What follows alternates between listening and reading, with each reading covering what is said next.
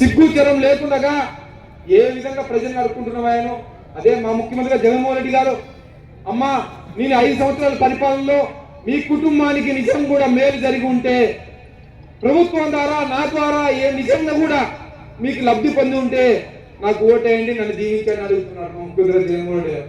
ఎంత గొప్పవాడు చూడండి మా ముఖ్యమంత్రి జగన్మోహన్ రెడ్డి గారు.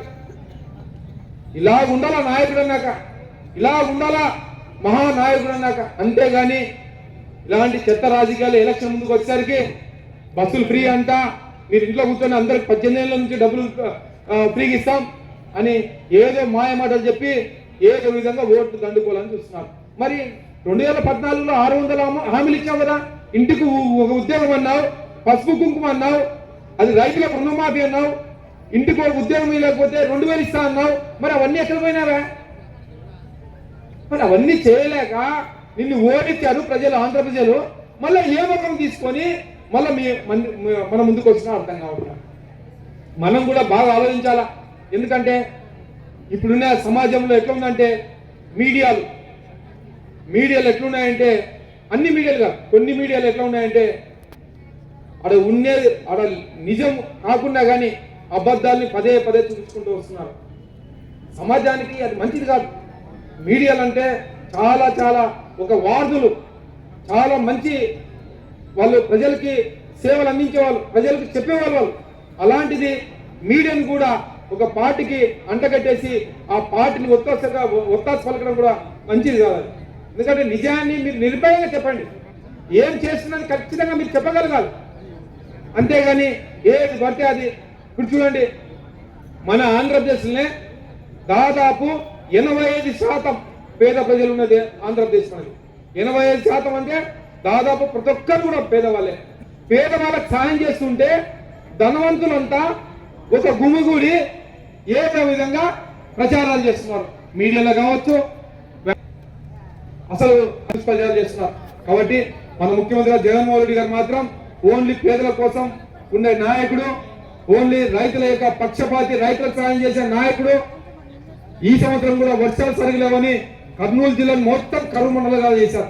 మన కోడుమూరు నియోజకవర్గంలో కూడా అన్ని మండలాలను కరువు మండలంగా చేశారు. ఖచ్చితంగా రేపు రాబోయే రోజుల్లో కూడా రైతులకు కూడా శుభవార్త వస్తుంది.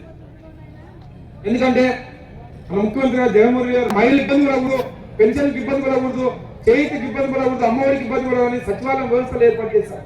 ఇలాంటి గ్రామ పరిపాలన తీసుకొచ్చారు మన ముఖ్యమంత్రి జగన్మోహన్ రెడ్డి గారు. ఆయన ఏం చేశాడా, అమరావతి మాత్రం డెవలప్ చేస్తారని అది కూడా డెవలప్ చేయలేదు. అలాంటి వాడు మనకు అవసరం లేదు.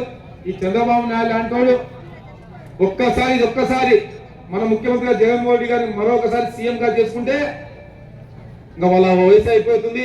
మన కోడిమూరు నియోజకవర్గంలో కూడా బడా నాయకుల వయసులు అయిపోతున్నాయి, అందరూ కూడా ఇంట్లో కూర్చుంటారు. మన ముఖ్యమంత్రి జగన్మోహన్ రెడ్డి గారు, లక్ష్మీదేవి గారు అమరావతి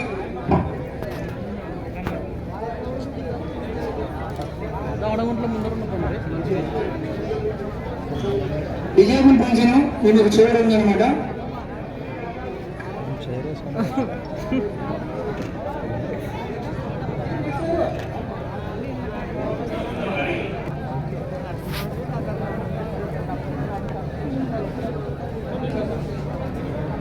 నెక్స్ట్ విలేజ్ వెంకటేష్ జయావుద్దీన్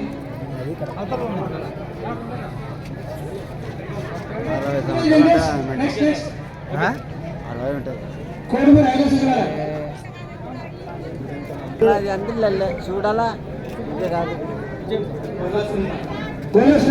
చూసుకో అని నేను చదివించడానికి ఓటు ఒక్కసారి నీకు వచ్చి ఏం లేదు ఇంకా